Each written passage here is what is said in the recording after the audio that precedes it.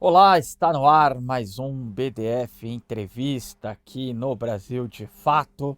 Você pode acompanhar nosso programa no canal do YouTube do Brasil de Fato, também na rede TVT diariamente e na Rádio Brasil de Fato 98.9. Nosso convidado de hoje acaba de lançar este livro, Viver é Perigoso, Minha Travessa no Rio. É Marcelo Freixo, ex-deputado federal, ex-deputado estadual e recentemente saiu da presidência da Embratur e este ano, em 2026, está pré-candidato a deputado federal pelo PT. Freixo, uma satisfação recebê-lo, uma satisfação conversar contigo. Obrigado por aceitar nosso convite. Prazer, Igor. Obrigado pelo convite. Honra imensa estar aqui no Brasil de Fato, aqui com vocês, novamente, né? Que bom nesse momento aí, lançando o livro e feliz com esse desafio. Legal, o Freixo falava contigo fora do ar, queria reforçar aqui. Bom, li o livro em 3 dias, é excelente livro, principalmente para a juventude que quer entender a política brasileira por dentro, quer entender o Rio de Janeiro, as contradições dessa cidade sobre as quais vamos falar aqui nessa entrevista. É um livro agradável de se ler. E aí eu queria dividir contigo a primeira reflexão que fiz.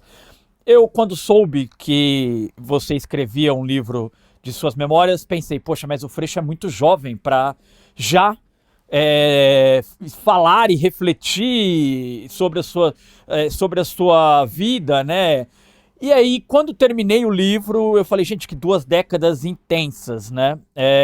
O livro começa no julgamento do Rony Lessa e do Elcio Queiroz, mas propriamente começa na tua trajetória dentro dos presídios no Rio de Janeiro, mediando situações de conflito e no diálogo com a população carcerária.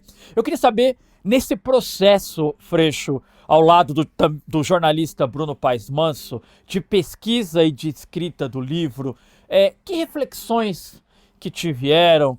Há episódios que te fizeram refletir de forma diferente anos depois, escrevendo o livro? Bom, primeiro que muito feliz de saber que você leu o livro e que você gostou. Isso para mim é muito bacana, é uma novidade na minha vida. Eu não tinha, eu já tinha escrito muito artigo, né? Escrevi para a imprensa em vários momentos da minha vida, mas um livro eu nunca tinha sentado para fazer. E esse projeto de escrever um livro sobre as coisas que eu vivi no Rio, ele é antigo, ele é anterior à pandemia. E eu nunca aceitei exatamente por achar que eu era novo, né? Como você vai deixando de ser novo a cada ano? Eu acabei de fazer 59 anos, né? Então nem sou tão novo assim, mas eu acho, espero, ainda tenho muita coisa para viver e para contar. Eu sou professor de história e, além disso, eu gosto muito de boas histórias para contar.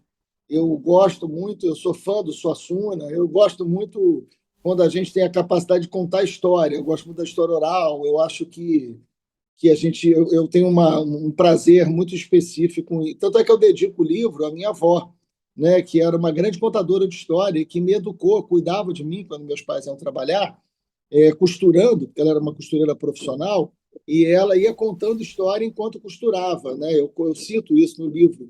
Então é um livro com muitas histórias para contar, uma vida com muitas histórias para contar. Só que eu acho que elas são úteis, né? Porque não é um livro sobre mim, é um livro sobre o Rio de Janeiro. É um livro que aprofunda um debate muito necessário. E eu aceitei lançar. Eu fiquei 4 anos com o Bruno Paes Manso fazendo esse livro, essa versão do livro. A gente ficou 4 anos fazendo, 4 anos intensos. Assim, eu narrava para o Bruno, contava e destrinchava as histórias que eu tinha vivido, os bastidores, o que foram as campanhas, o que foi a CPI das milícias, o que foi a morte do meu irmão, o que foi a morte da Marielle, o que foi um jovem de periferia virar professor, o que foi ser professor em presídio, como é que eu fui parar mediando rebeliões em presídios, né? Que Rio de Janeiro é esse que foi se construindo nisso que a gente hoje está vendo no Rio, né? Uma crise política das mais profundas, 8 governadores afastados, 6 governadores presos. Como é que você entende melhor o Rio de Janeiro? Eu acho que o que eu vivi muito intensamente como personagem dessa história recente do Rio, ajuda a entender o Rio.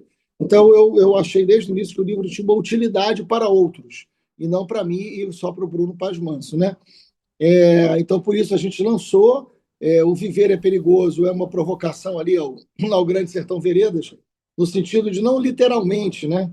Eu até, eu até conto que assim, eu fui um jovem de uma periferia, eu vivi na periferia, eu nasci em São Gonçalo, uma cidade da região metropolitana do Rio, e fui criado em Niterói. Fui criado no bairro de Zona Norte de Niterói, de periferia de Niterói, do bairro do Fonseca, onde eu morei dos 3 anos até os 40 anos. Então, eu vivi parte maior da minha vida no Fonseca, né, nesse bairro de periferia. Eu tenho 59, eu vivi de 3 aos 40 num bairro de periferia, onde tinha tiroteio toda noite, onde eu perdi amigos para o tráfico, onde tinha uma presença de violência muito forte nas ruas.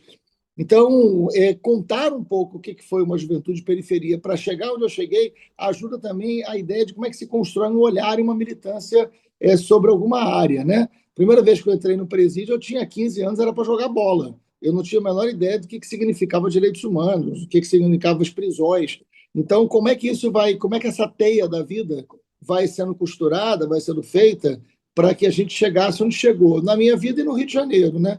Eu acho que eu fui um ator muito forte na história recente do Rio, né? Presidi a CPI das milícias, presidi a CPI do tráfico de armas, né? Fui candidato a prefeito numa conjuntura de 2012, 2016, que já era completamente diferente de 2022.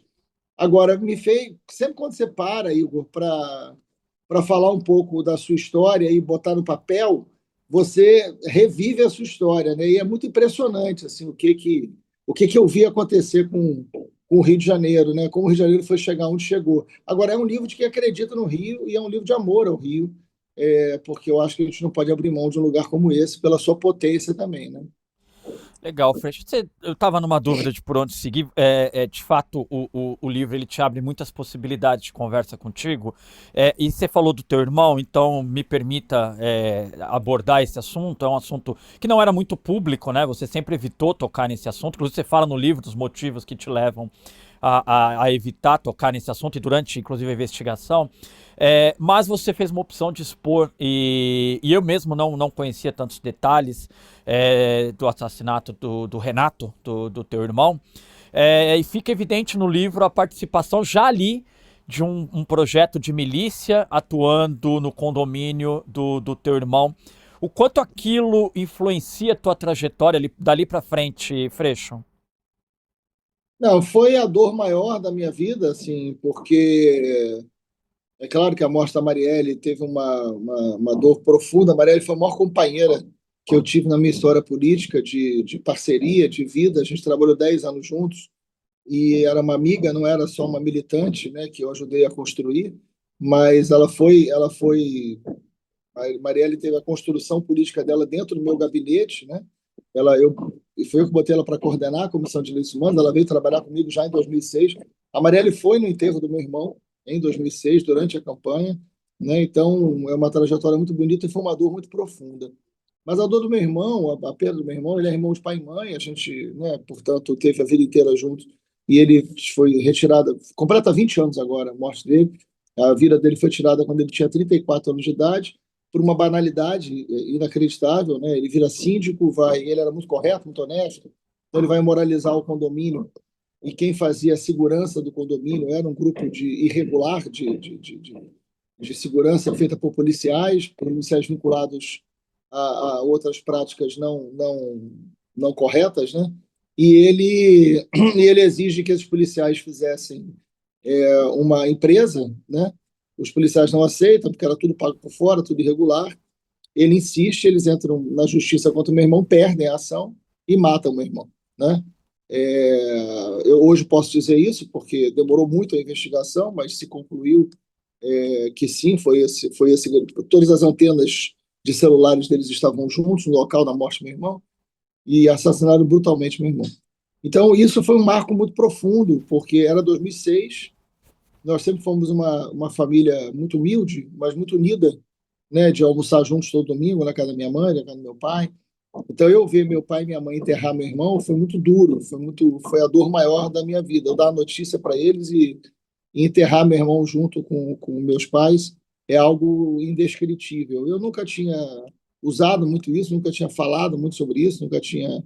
Eu sempre optei por outro caminho, mas essa morte do meu irmão me levou, por exemplo, a fazer a CPI das milícias, né? Ele morreu no meio do ano de 2006, quando eu me elejo deputado estadual. e quando vários milicianos se elegem também deputados estaduais, né? E a primeira medida minha em 2007, eleito, é fazer um pedido, um requerimento de CPI das milícias, que ninguém quer assinar comigo, eu assino sozinho. Ela é arquivada, obviamente, fica um ano arquivada e ela só é aberta quando os jornalistas do jornal O Dia são torturados barbaramente. E aí há uma comoção da imprensa, há uma comoção da sociedade. Eu já tinha feito o pedido de CPI, quem pede a CPI pelo regimento da Assembleia Legislativa preside a CPI e eu viro presidente da CPI das milícias naquele momento. E aí isso muda a história minha e a história do Rio de Janeiro, né? Eu nunca levei a história do meu irmão para a CPI, porque eu não queria que caracterizasse qualquer tipo de justiçamento, de vingança.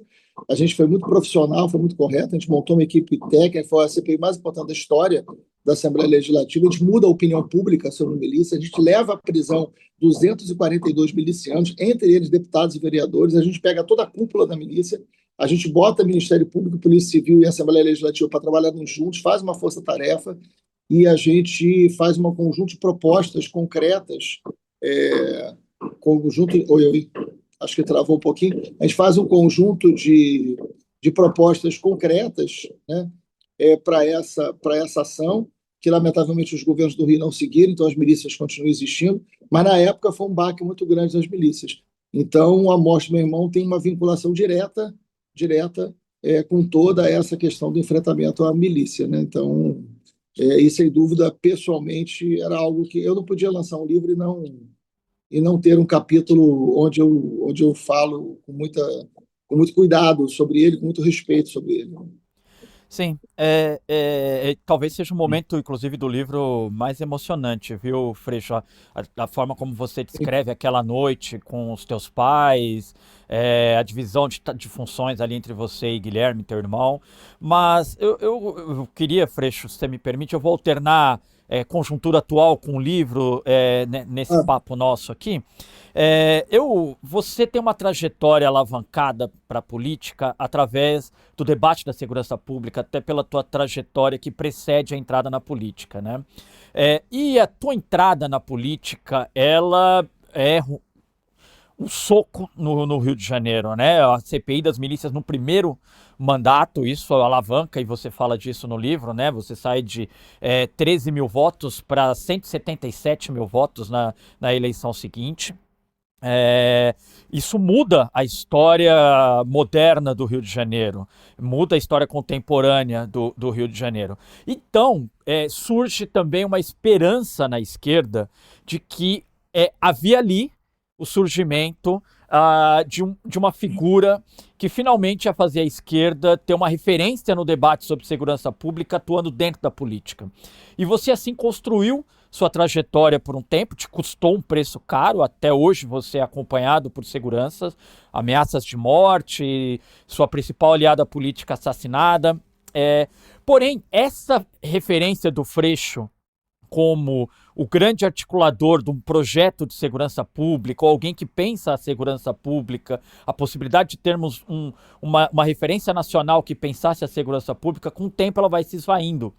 E recentemente você assumiu a presidência da Embratur, que não é uma empresa pública menor, não é um assunto menor, mas é distante da segurança pública. Esse descolamento, Freixo, ele te incomoda? Ele foi pensado? Ele foi calculado? Ou você acha que você não está tão distante assim do debate sobre a segurança pública? não, não, eu nunca fiquei distante da segurança pública porque é a minha vida, né? Inclusive o livro é sobre isso, né? O livro ele o último capítulo eu falo da Embratur, claro, do significado, do que representa. Foi uma escolha do presidente Lula, né? Me pega de surpresa. Eu fui candidato a governador em 22, sabendo que seria quase impossível, né? Ser eleito, porque havia todo um grande esquema de corrupção em torno do Cláudio Castro, acordos ilícitos. Tanto é que a eleição foi anulada agora, recentemente, pelo TSE, como a maior fraude da história eleitoral do Rio de Janeiro. O escândalo do CEPERJ, vocês acompanharam aqui, compra de votos, né? Mas o presidente Lula precisava de um palanque forte, com uma aliança forte, foi o que a gente fez.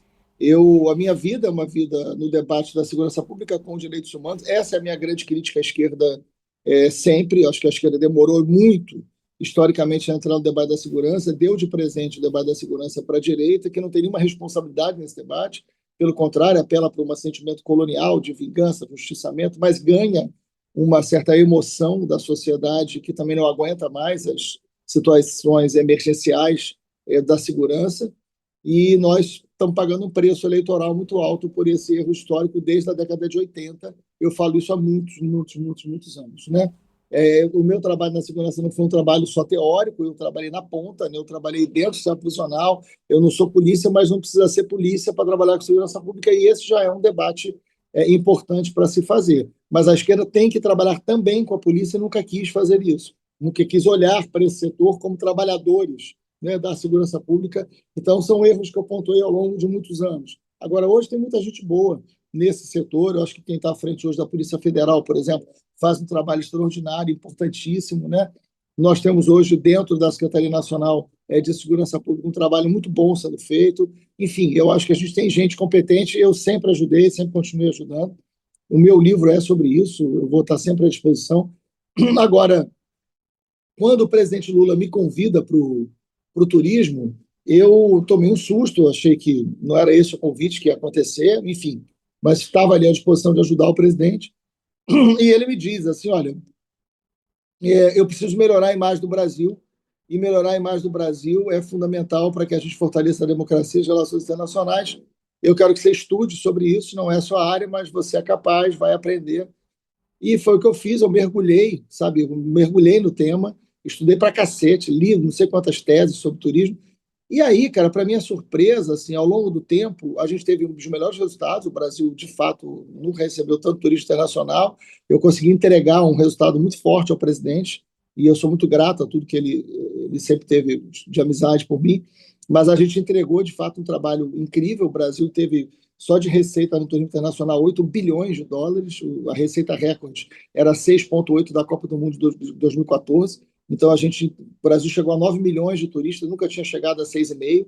Então, a gente, de fato, botou o Brasil num outro patamar, num outro lugar em relação à questão do turismo. Para minha surpresa, um debate que eu descobri, eu estou fazendo ele, eu estou trabalhando com ele, é a relação que tem entre o turismo e a segurança pública, principalmente num lugar como o Rio de Janeiro. Então, por exemplo, o dia de ontem, eu passei dentro da favela Santa Marta, onde a gente está fazendo todo um trabalho de turismo de base comunitário e disputando jovens com o tráfico. Assim, eu acho que a segurança pública ela passa por muitas medidas, entre elas pensar um modelo de desenvolvimento econômico de geração de emprego e renda. Eu acho que o turismo é uma grande solução, né, para grandes cidades e grandes locais brasileiros, não só o Rio de Janeiro, mas no Rio de Janeiro, o trabalho de turismo de base comunitária, o trabalho de redefinição de território, o trabalho de geração de emprego e renda, ele é muito importante. Então, eu fiz, por exemplo, aqui pela Embratur, uma rota do samba, que é em Oswaldo Cruz e Madureira, que nunca foram vistos como lugares turísticos. A gente gerou emprego, gerou renda e ressignificou o território. A gente acabou de fazer a Rota dos Três Apitos, em Vila Isabel. Vila Isabel só era assunto de jornal na guerra do tráfico do Morro dos Macacos. A gente consegue levar a Rota dos Três Apitos, que junta Noel Rosa com Martim da Vila, gerando emprego e renda e redefinindo aquele espaço de território como espaço de cultura, onde essa juventude tem uma outra ocupação. A gente tem um projeto agora com 8 favelas do Rio de Janeiro, entre elas Mangueira, Santa Marta, Vidigal, Rocinha, Maré, onde a gente está trabalhando com capacitação, com geração de emprego, geração de renda, com juventude, com redefinição de território. Então, o turismo não é o que, como aparenta muitas vezes, um debate distante da segurança pública. É claro que existem debates do turismo que não são debates de segurança, mas o turismo pode estar numa caixa importante de solução para as áreas que mais sofrem com a crise da segurança pública, principalmente em um lugar como o Rio. Não, ótimo você trazer essa reflexão, Freixo, de como segurança pública e turismo podem estar próximos. Eu queria voltar na segurança. Você, de fato, há muito tempo você fala que a esquerda abdicou de fazer o debate sobre segurança pública. E me incomoda um pouco, inclusive, um debate que você fazia bastante, que era a situação do sistema carcerário, a situação do sistema penitenciário. Completamente, eu falo bastante disso aqui, é completamente abandonado pela esquerda. E aí, muito cálculo eleitoral, não, Freixo? Nós estamos indo para mais uma eleição e eu não consigo ter nenhum otimismo que o debate da segurança pública não vai ser proposto da forma como você disse, absolutamente torta pela extrema-direita, e que, novamente, a esquerda vai reagir ao que disser a extrema-direita, sempre na base do cálculo eleitoral. Como você acha que a segurança pública vem para o debate eleitoral desse ano, Freixo? Sobre o sistema prisional, ele está no livro, né? Sim. Eu, inclusive, negociei várias rebeliões, porque eu entro como. Eu tinha 22 anos quando eu começo a dar aula em presídio. Eu era muito novo, muito novo. Né? E eu conto o que significa. Eu queria ser professor. O primeiro lugar que apareceu para eu dar aula foi uma unidade prisional do Rio de Janeiro, na verdade, Niterói.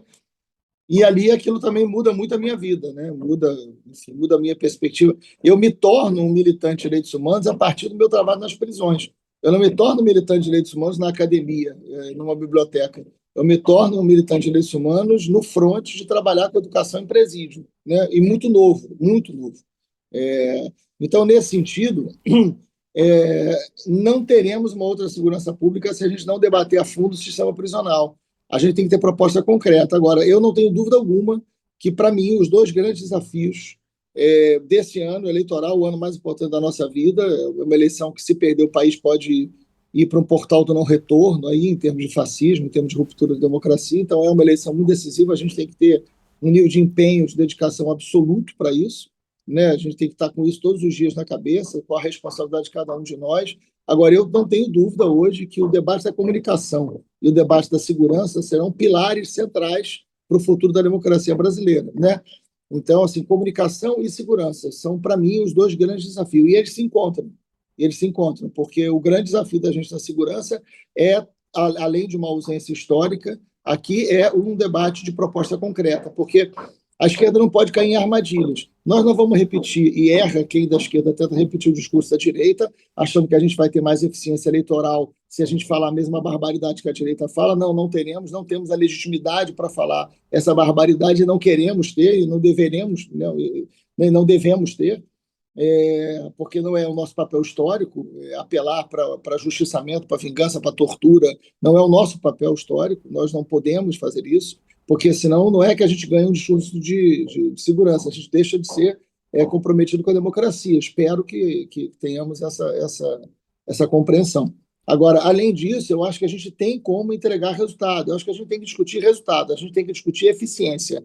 A direita não é eficiente no debate da segurança. A direita não tem eficiência no que propõe. A gente precisa debater com eficiência, precisa mostrar. Eu acho que a gente tem grandes conquistas, por exemplo, no governo do Piauí. Eu acho que a gente, que é um governo do PT, né, do Rafael, eu acho que a gente tem ali ações concretas. Eu acho que a gente tem hoje, uma possibilidade de um plano nacional de segurança pública. A gente precisa ter capacidade hoje porque a população não quer ouvir da esquerda que vamos buscar uma justiça social, que quando o Brasil tiver justiça social... Não. A segurança ela é urgente. A maior característica da segurança é a emergência. Porque para eu ter direito à escola, para eu ter direito à saúde, para eu ter direito a transporte, eu tenho que estar vivo. Né? Meu filho tem que estar vivo. E a população sente assim. Então, a população quer uma resposta agora. Então, o debate retomada de território é fundamental. O debate, porque não, vamos equipar a polícia, vamos treinar a polícia, tudo isso é importante e a gente tem que dizer.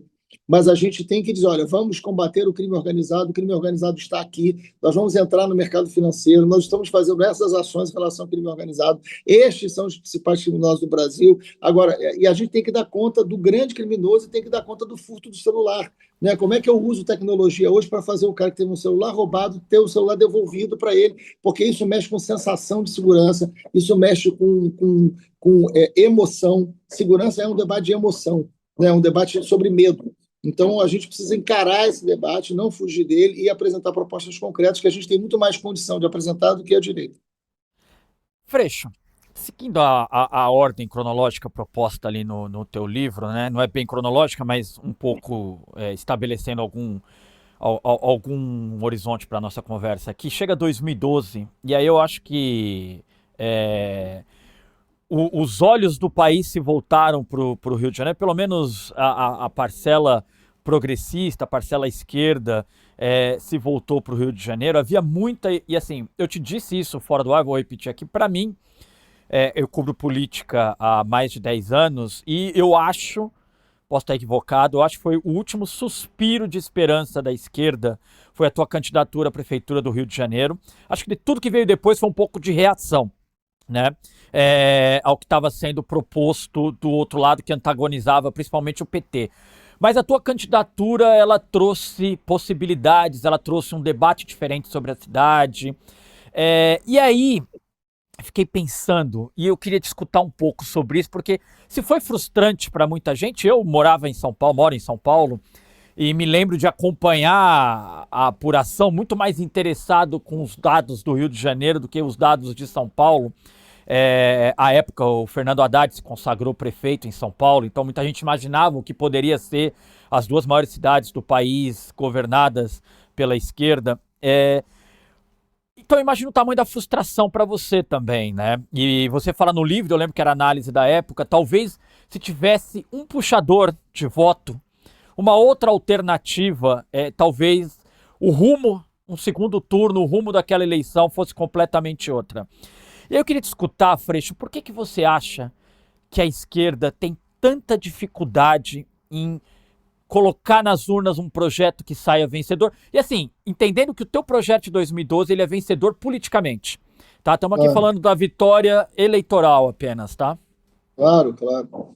Não, eu acho que essa reflexão é muito importante até para trazer para o dia de hoje, sabe? Agora, assim, 2012 foi um período onde a gente está falando sem o bolsonarismo, né?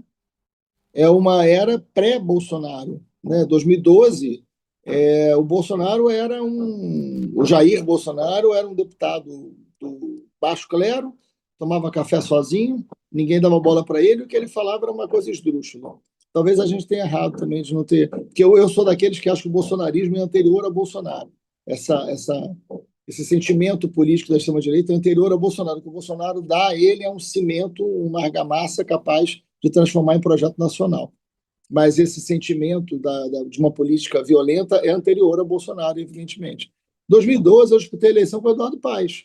E era um Rio de Janeiro, naquela época, capaz de fazer um debate de cidade. O Eduardo Paes era candidato à reeleição, sendo candidato à Olimpíada, à Copa do Mundo, com todos os empresários do Rio de Janeiro, com uma força política, com mais de 20 partidos numa aliança.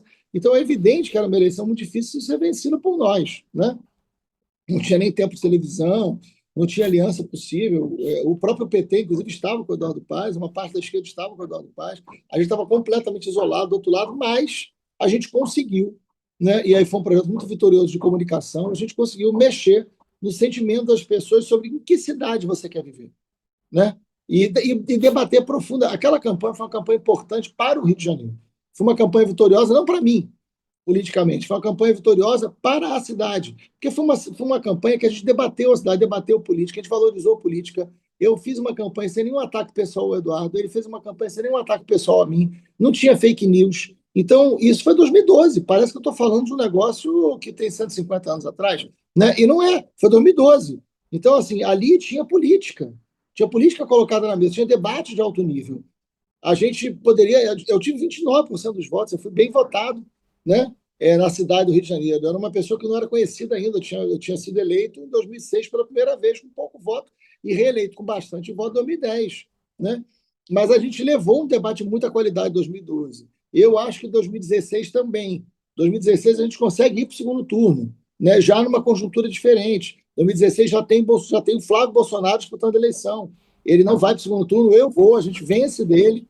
A gente vai para o segundo turno com o Crivella, mas o bolsonarismo junta com o Crivella naquele momento e começa a operação de fake news na eleição. Nós chegamos a 40% do segundo turno, né? Contra o Crivella. Ali também foi um momento difícil para a esquerda nacionalmente, né?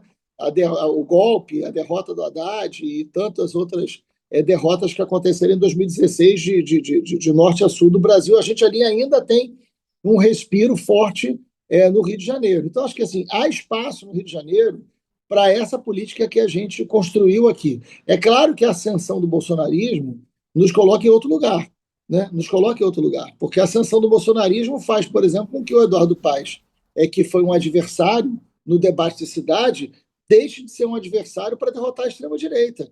O Eduardo Paes mudou? Não. Eu mudei? Não. O que mudou? O Rio. Mudou para muito pior. Você tem uma milicialização da política, você tem o avanço, não à toa o Rio de Janeiro é o berço do bolsonarismo, né?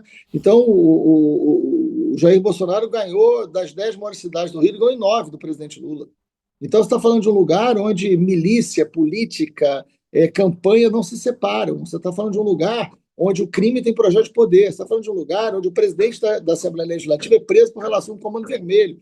Então, é óbvio que essa conjuntura da ascensão do crime na política nos coloca a redefinir o papel que a própria esquerda tem com o centro. Assim como o Alckmin foi o grande adversário do Lula durante talvez uma década, o Alckmin se tornou um grande aliado fundamental do presidente Lula na derrota à extrema-direita. Se não existisse uma conjuntura de extrema-direita, o Alckmin não seria um grande aliado, né? Estaria em outro papel na democracia brasileira. Então é preciso também olhar com esse cuidado sobre para onde o Rio de Janeiro foi e o que a política no Rio de Janeiro representou. Isso está no livro. O livro fala de 2012, fala de 2016, fala de 2022 e fala do quanto a gente hoje precisa ter responsabilidade, porque o maior desafio político hoje é derrotar o crime na política. Derrotar o crime na política não é só o crime nas ruas, é derrotar o crime enquanto um projeto de poder no Rio de Janeiro. Isso é diferente de tudo que a gente já tinha vivido, inclusive em 2012 ou 2016. Freixo, aliás, deixar uma recomendação aqui sobre 2012, tem uma história deliciosa no livro, um bastidor sobre um episódio com o Caetano e o Chico, é muito gostoso de ler no livro, dentro da campanha do Freixo. Freixo, eu fiquei um pouco reflexivo sobre, justamente, você fala um pouco sobre essa questão territorial, e pensando nessa trajetória das últimas 3 décadas do Rio de Janeiro, são 8 governadores afastados. Importante dizer, a gente nunca diz, né, Freixo, mas é importante dizer, somente uma governadora terminou seu mandato no Rio de Janeiro, Benedita da Silva, que disputará o Senado pelo PT este ano. Mas a parte a trajetória de Benedita da Silva. Você tem 8 governadores no Rio de Janeiro afastados, 6 deles foram presos. Uma dificuldade de consolidar trajetórias sérias na política do Rio de Janeiro, de consolidar políticos com projeto para a cidade e para o Estado. Mas chama atenção também que esse sujeito eleito, esse político eleito no Rio de Janeiro, ele tenha sempre um lugar na geografia política próximo da direita ou dentro da direita, né? E aí é só a questão territorial, Freixo, porque a gente fica vendo o Rio de Janeiro do samba, o Rio de Janeiro do carnaval, o Rio de Janeiro dos corpos nas praias, o Rio de Janeiro das festas. Esse carioca, ele é conservador, Freixo? O eleitor carioca, ele é conservador? Sim, o Rio sempre foi conservador. O Rio é um espaço conservador, como eu acho que o Brasil é conservador também, né? Mas o Rio tem um designer que às vezes engana, né? O Rio tem muita coisa extraordinária, e aliás o capítulo 2 do livro, ele é dedicado, porque o capítulo 1 narra o julgamento do Rony Lessa, o que representa o escritório do crime e como o Rio foi chegar nesse lugar. O capítulo 2, Igor, eu fiz questão absoluta de começar pela grandeza do Rio de Janeiro, que não pode se resumir ao debate da violência, a grandeza das escolas de samba, a grandeza do carnaval, o que as favelas produzem. Menos de 1% dos moradores de qualquer favela do Rio de Janeiro tem envolvimento ou com o tráfico ou com a milícia, menos de 1%. Então não é possível que a gente construa sobre as favelas um olhar de criminalização, sendo que a favela é composta com tanta coisa importante e rica, né? Mas na favela tem arma, tem tráfico, tem violência, tem milícia, tem, mas tem uma escola de samba, mas tem uma arte, mas tem um guia turístico, mas tem quem mantém essa cidade de pé, tem quem arruma sua casa, a sua rua, quem faz a cidade funcionar. Então, a gente precisa, na política, disputar também o sentido, quando eu falo território, eu não estou falando só de ocupação militar de território, não, eu estou falando de disputa de olhar e de sentimento do território, né? Eu tive ontem no Santa Marta, né, uma favela conhecida aqui em Botafogo, onde o Michael Jackson esteve, né, reunido com dezenas de guias turísticos na escola de samba, pensando no projeto social, e assim, uma quantidade gigante, uma adesão da sociedade enorme. A gente está fazendo a mesma coisa na Mangueira, onde eu vou estar no sábado, a gente tem um potencial gigantesco em cada lugar. Em cada lugar, o Igor, o desfile, eu sou um apaixonado pelo carnaval, né? Eu sou um cara do carnaval. O desfile da Sapucaí é o maior espetáculo da Terra. Não tem Shakira, não tem Madonna, não tem. O maior espetáculo da Terra chama-se Carnaval da Sapucaí. 188 países assistiram o desfile da Sapucaí este ano de 2026. 188 países. Então, o mundo inteiro aplaude o maior espetáculo da Terra. Sabe quem faz esse espetáculo? São moradores da periferia e da favela. Sabe quem faz cada carro alegórico? Sabe quem é cada mestre-sala, cada porta-bandeira, cada ritmista, cada intérprete, cada membro da comissão de frente? Esse espetáculo extraordinário, quem faz é a favela. Então, não é possível que a gente não seja capaz de disputar o sentido das favelas para um outro Rio de Janeiro, para uma outra cidade. Esse é o debate de território que eu estou falando. Não é só um debate de território da ocupação militar, ou da ocupação policial, que também tem que ser debatido, também tem que acontecer, porque esses moradores não podem mais continuar sendo submetidos às suas vidas ao poder tirânico, seja do tráfico ou da milícia. Né? Nós tivemos uma experiência das UPPs que se perdeu, né, completamente por uma questão eleitoral, mas mostrou que o caminho de ocupação de território ele é um caminho para ser debatido, para ser discutido, porque a gente precisa agora a gente precisa libertar não para trocar um poder autoritário por outro, mas para redefinir qual é a relação entre as favelas e as cidades. Não tem cidade sem favela. Não tem cidade. A cidade do Rio de Janeiro não existe sem as favelas. E eu estou falando do Rio de Janeiro, mas poderia estar falando de diversas outras cidades, ou grandes cidades. Então, esse papel do território ele é muito importante para um Rio de Janeiro que é muito potente e que tem solução. Ô Freixo, outro trecho que eu acho muito interessante do livro, principalmente à luz do Brasil de 2026, é quando você fala da tua relação com adversários políticos. Eu vou citar aqui dois especificamente, o Pisciani, né, que presidiu a Alerj, e o apresentador Wagner Montes, que foi uma grata surpresa para mim a forma como você o apresenta no livro. Eu, de fato, tinha a visão dele que você combate, fala inclusive que queria, ao apresentá-lo ao leitor, queria combater. Eu tinha aquela visão bem estereotipada dele, do apresentador de programa policial e tal. Mas eu queria ir por outro lado nessa questão, que é você fala, vou abrir aspas aqui para o que você diz, mantive uma boa relação de diálogo com o Pisciani. É uma postura diferente do que vemos atualmente na política. E você está, neste ano, se propondo, eu imagino que você não vai dizer isso e nem tem que fazê-lo, mas imagino que será eleito pela trajetória que tem no Rio de Janeiro, você está se propondo a retornar à política. E a política tem se tornado um pântano, a política tem se tornado um lugar de debates de 15 segundos para as redes sociais, onde não há aprofundamento na troca de ideias. Eu quero incluir aqui então ao Pisciani e ao Wagner Montes, eu me recordo eu não vou lembrar se foi um café ou se foi um almoço teu com Kim Kataguiri, que gerou também uma grande repercussão à direita e à esquerda, se os dois deveriam estar ali, dialogando. E aí eu queria te ouvir, você decidiu voltar para a política, Freixo, você decidiu voltar para a Câmara dos Deputados, esse grande pântano, que no teu livro você fala, não é mais possível fazer o debate como fazíamos antigamente com adversários políticos. Por que voltar à política, Freixo?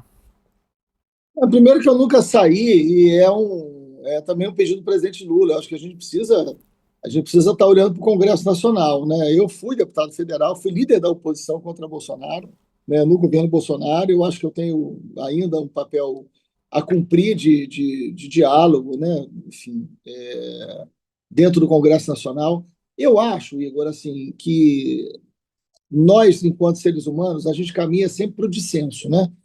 Aqui numa entrevista nós vamos estar concordando. Se eu for tomar uma cerveja com você no Botequim no Rio de Janeiro, coisa que eu gosto muito de fazer, em meia hora de conversa nós vamos divergir em várias coisas naturalmente, seja do futebol, seja da vida, seja da política, porque a nossa natureza humana é a do dissenso. É assim sempre, e isso é bom, né? Porque nós somos metamorfoses, a gente, né? A política existe, a política é criada para buscar o consenso, coisa que a natureza humana não é necessariamente primorosa nisso. Então, a política é feita para a gente buscar acordo, a política é feita para pessoas diferentes poderem olhar para a sociedade, porque ela não é feita de iguais, e buscar consenso que façam a sociedade ser melhor. Pode parecer muito óbvio o que eu estou dizendo, mas nós perdemos essa capacidade. E eu acho que esse mundo digital contribuiu para a gente perder ainda mais, porque deputados de direita e de esquerda hoje dialogam muito mais com o seu aparelho telefônico do que com quem pensa diferente. É muito mais capaz de estar interagindo num story ou num selfie do que sentando numa mesa com quem pensa diferente e tentando chegar a um denominador comum. Olha, todo mundo que está no Congresso foi eleito. De uma maneira mais legítima ou menos legítima, está eleito. Essa pessoa vai votar, essa pessoa vai decidir alguma coisa no Brasil. Nós temos que ter capacidade de diálogo. A política é feita para isso. Se nós não fizermos isso, a gente está matando a política. E não é só a direita que está matando a política, a esquerda também. Eu não estou falando daquela ala psiquiátrica Tem uma aula psiquiátrica, tem uma aula que você é difícil de conversar, porque você teria que ter treinamento técnico, né, em psiquiatria para resolver algumas coisas. Tirando esse setor, né, que não dialoga, o outro, né, um setor mais de centro, um setor até mesmo da direita, a gente tem que ser capaz de sentar e dialogar projeto, e de ceder, de avançar. A política existe para isso. Você citou 3 casos, eu vou passar muito rapidamente por eles. Né? O Kim Kataguiri, com que eu penso tudo diferente dele, eu estava sentado naquele café que fica atrás do plenário e ele sentou na mesa comigo e falou, cara, estou com uma dúvida aqui no projeto e queria que você me explicasse. Foi iniciativa do Kim. Você acha que eu devia fazer o quê? Sai dessa mesa, seu direitoso, asqueroso. Você acha que essa deveria ser a postura de um parlamentar de esquerda? Eu falei, claro que não. Eu falei, senta aqui, Kim. Olha, eu não lembro nem qual é o projeto, mas eu lembro que foi um debate justo, uma dúvida correta dele sobre um projeto. E eu conversei. Algum deputado da direita, que estava atrás da gente, fotografou eu e ele na mesa conversando, e aquilo, rapaz, espalhou. A direita bateu nele pra caramba, a esquerda nem tanto em mim, mas a direita bateu nele, porque um deputado, dentro do Congresso Nacional, sentou comigo para tirar uma dúvida do projeto. Não é razoável você achar que as pessoas não podem conversar, não podem dialogar, não podem buscar um entendimento mínimo, mesmo que ele não aconteça. Mesmo que ele não aconteça. O Jorge Pisciani, ele presidia a Assembleia Legislativa, ele foi o cara mais poderoso do Rio de Janeiro na era Cabral. Ele era o presidente da Assembleia Legislativa, ele tinha amplo domínio da política. Eu era um dos pouquíssimos deputados da oposição ao Cabral, pouquíssimos. Né? O PT e outros partidos da esquerda faziam parte do governo Cabral. Eu não fazia, eu batia demais no Cabral, fiz muitas denúncias ao Cabral contra ele. E ali, Igor, eu lembro, por exemplo, vou dar um exemplo concreto que está no livro, você viu. Eu recebi a ONU, né, o mecanismo de prevenção à tortura da ONU. Eu recebi um setor da ONU que trabalhava com a preocupação com a tortura. Né? E fiz um amplo debate com eles, e eles me apresentaram um projeto que era criar um mecanismo de prevenção à tortura no Rio de Janeiro via Assembleia Legislativa. Eu fui ao Pisciani, sentei com ele, fiz um amplo debate sobre a questão da tortura, mostrei como é que isso funcionava, colocaria a Assembleia Legislativa. É claro que na política você joga com interesse. Eu falei, ô Pisciani, você é presidente da Assembleia Legislativa, você tem interesse no Senado, a Assembleia Legislativa pode ser pioneira no combate à tortura, isso é bom para a sua imagem, é bom para o Rio de Janeiro. Cara, a Assembleia criou o mecanismo de prevenção à tortura, todo baseado no protocolo da ONU. O autor do projeto era eu, Luiz Paulo Corrêa da Rocha, líder do PSDB, e Pisciani. Aprovamos por unanimidade na Assembleia Legislativa um mecanismo que funciona até hoje. Ninguém lembra que a lei era de 3 caras completamente diferentes. Mas isso é política, isso é bom para o Rio de Janeiro, isso é bom para o Brasil, a política serve para isso. A gente acabou com a revista vexatória das prisões, criando uma revista por scanner, num projeto de lei meu e do Pisciani. Isso e quem foi o único voto contrário a esse projeto, Freixo? Flávio Bolsonaro, sempre, Flávio Bolsonaro. Claro. E aí, Bolsonaro votou contra o Pisciani. Se você me permite, nós estamos chegando no finzinho. Eu tenho tempo para apenas uma pergunta com uma resposta curta. Só rapidamente. Claro. Eu sei. O Wagner Montes, que era um apresentador de TV bizarro, aquelas coisas todas, o Wagner foi deputado comigo e ele falava comigo, vou brigar muito com você. Com o tempo, o Wagner era um cara que trabalhava, chegava cedo, acompanhava as votações, me ouvia falar. Com o tempo ele foi chegando perto de mim e falou, rapaz, eu estou odiando você. E aí eu falei, por quê, cara? Eu falei, porque eu estou concordando com o que você fala. E não era para isso acontecer. Era para eu não gostar de você. E aí acabou, cara, que ele começou a votar com a gente, entrou para a oposição do Cabral, era um cara... E assim, então a gente precisa entender que o ser humano ele é mais complexo do que o que cabe nas caixinhas dos nossos valores. Então eu acho que a gente precisa entender que a política é o lugar do diálogo. E a gente está perdendo isso na direita e na esquerda. A gente está refém dos aparelhos celulares de selfie e de story. Então, a gente precisa retomar a política na sua natureza como deve ser. Não, pleno acordo contigo, Freixo. Se a pergunta soou uma discordância com a proposta do diálogo, não era. É justamente provocar a trazer essas histórias e do quanto é necessário que a gente volte a dialogar na política. Agora, Freixo, eu tenho que encerrar. Eu tenho uma última questão contigo, algo que você tem muita propriedade, queria que você dividisse com quem nos assiste, mas agora, infelizmente, de forma breve. Flávio Bolsonaro tem tentado, para a eleição desse ano, os últimos vídeos, as últimas produções que ele fez, colocar-se como uma figura moderada, como um homem moderado, um homem de direita, mas com seus valores, com as suas crenças, mas num campo de razoabilidade. Há uma tentativa de um setor da imprensa, inclusive, de ocultar o sobrenome Bolsonaro e tratar a campanha apenas como uma campanha do Flávio. Queria, você que conviveu tantos anos, queria que você, por favor, falasse um pouco sobre o que é a figura Flávio Bolsonaro e o que devemos esperar do Flávio Bolsonaro para essa eleição. Freixo, por favor, para a gente encerrar o programa. Não, eu sei que tem que ser breve, a gente pode marcar outra aqui, porque essa é uma resposta longa. Mas vamos lá, eu convivi com Flávio Bolsonaro. Flávio Bolsonaro não é um representante da direita. Flávio Bolsonaro é um representante da extrema-direita. Flávio Bolsonaro cansou de fazer campanha no Rio de Janeiro com uma camisa com o retrato do Garrasta Azul Médici, dizendo eu era feliz e sabia. Este é Flávio Bolsonaro ao lado do seu pai.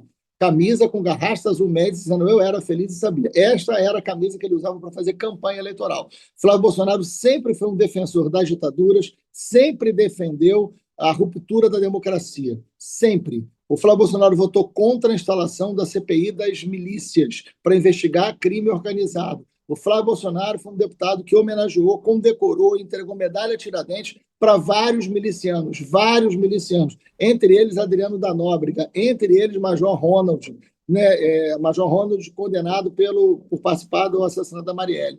Então, o Flávio Bolsonaro tem relações com o que o Rio de Janeiro se transformou. Não é um candidato moderado, não é um candidato de uma direita que dialoga. Ele é o candidato mais vinculado à extrema-direita que foi representado pelo seu pai.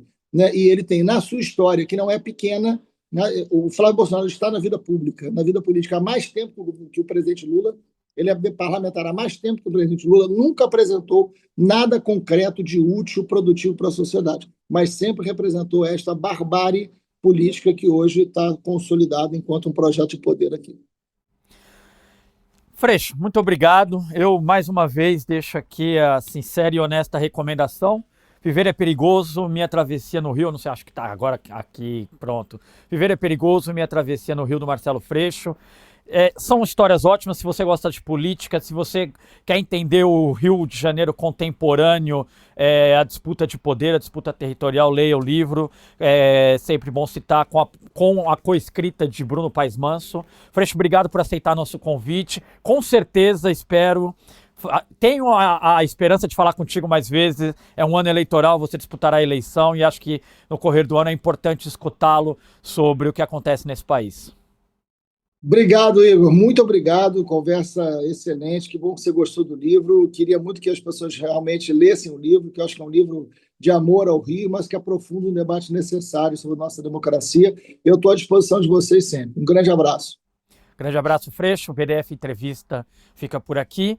Você pode acompanhar este programa no YouTube, no canal do YouTube do Brasil de Fato, e também diariamente ao vivo na rede TVT e na rádio Brasil de Fato 98.9. Eu fico por aqui, até a próxima.